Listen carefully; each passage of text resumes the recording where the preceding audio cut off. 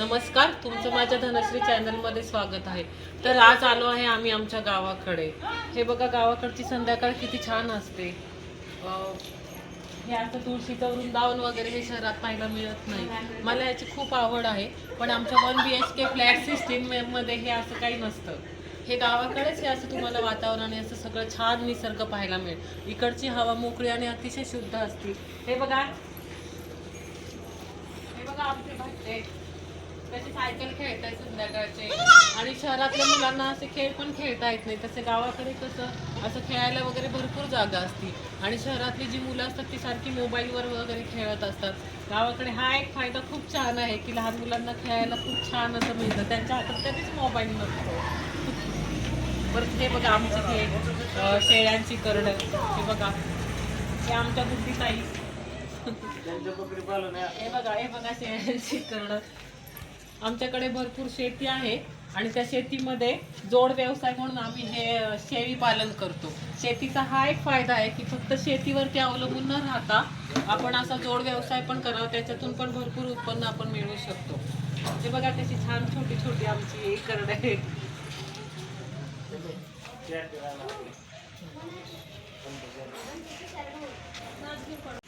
तर मी आता आमच्या घराच्या टेरेसवरती आलेली आहे, आणि इथे खूप अशी थंडी आहे, कारण आमच्या आजूबाजूला घराच्या आजूबाजूला सगळीकडे हे बघा सगळीकडे शेती आहे घराच्या आजूबाजूला, आणि सगळ्यांनी आता सध्या ऊस लावला इथे गावाकडे। हे बघा इकडे, आणि हे बघा इथे सनसेट झालेला आहे आता, किती सुंदर असं दृश्य दिसते तिथे।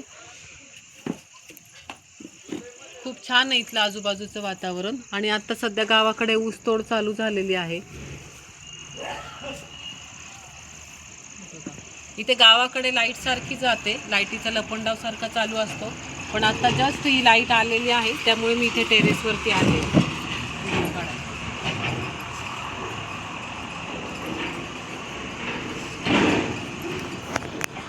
हे बघा हे आमच्या शेतातली तूर आहे। आता शेतातून ह्या तुरीच्या शेंगा काढून आणल्या आहेत, आणि आम्ही उकडल्यात।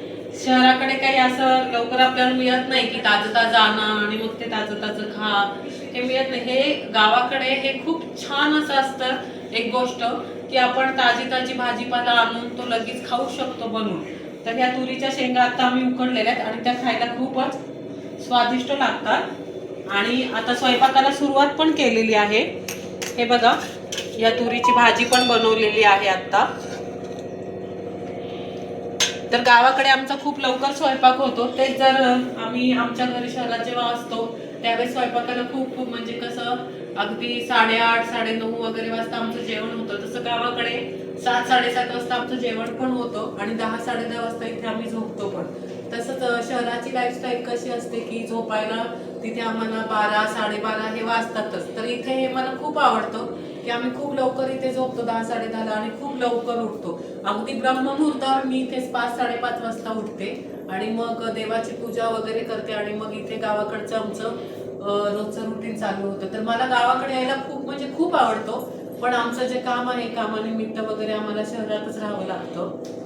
तर माझा आजचा ब्लॉग तुम्हाला कसा वाटला हे मला सांगा। आवडल्यास लाईक करा, सबस्क्राईब करा। धन्यवाद।